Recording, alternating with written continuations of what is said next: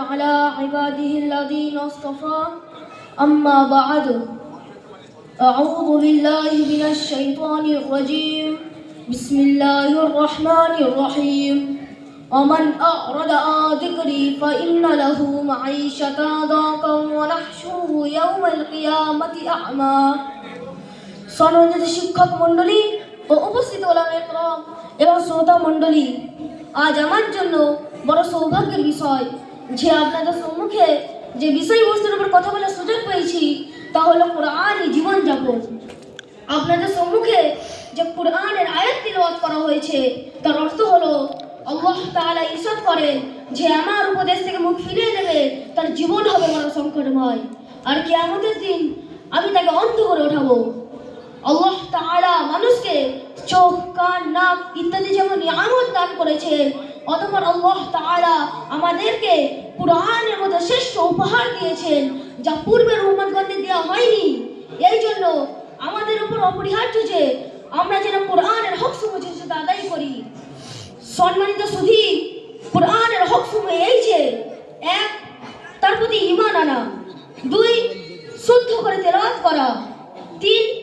কুরআনকে বোঝা, 4. তার প্রতি আমল করা, 5. এবং অপরকে কোরআনের শিক্ষা প্রদান করা। কিন্তু দেখা যায় মানুষ কোরআনকে শুধুমাত্র তাবিজের কিতাব, ঝাড়ফুঁকের কিতাব, সমস্যা দূর করার কিতাব, ঘর দোকানে বরকতের জন্য তেলাওয়াতের কিতাব, মৃত্যু ব্যক্তির জন্য তেলাওয়াতের কিতাব হিসেবে বুঝে নিয়েছে।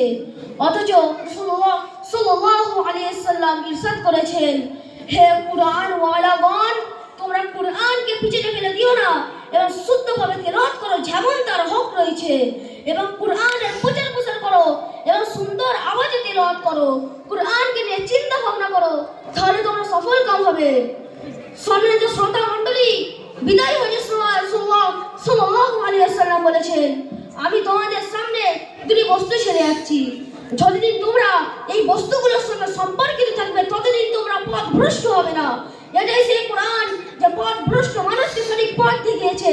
এটাই সেই কোরআন যে জীবন যাপনের সঠিক পন্থা শিখিয়েছে। এটাই সেই কোরআন যে সত্য এবং মিথ্যার মধ্যে পার্থক্য করতে শিখিয়েছে।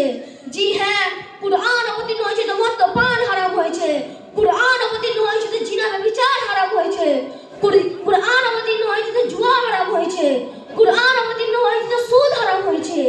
এর দ্বারা বোঝা যায় যে আল্লাহ তাআলা কোরআনে মাজিদকে মানব জীবনের পথ প্রদর্শক হিসেবে অবতীর্ণ করেছেন।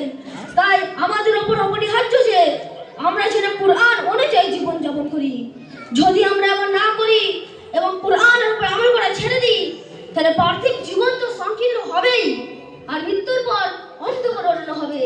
তাই সর্বশেষে দোয়া করি যে আল্লাহ তাআলা যেন আমাদেরকে কুরআনের শুদ্ধভাবে তেলাওয়াত করার এবং তার অর্থ বোঝার এবং তার দেখানোর রাস্তায় চলার তৌফিক দান করুন, আমিন।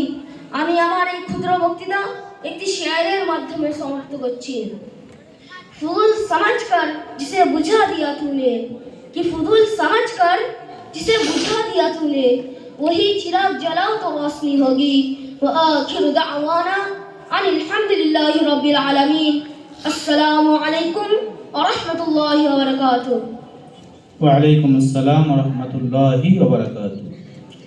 সমস্ত প্রশংসা সেই আল্লাহ যিনি আমাদের জন্য কোরআনে কারীম নাজিল করেছেন, যা মানবতার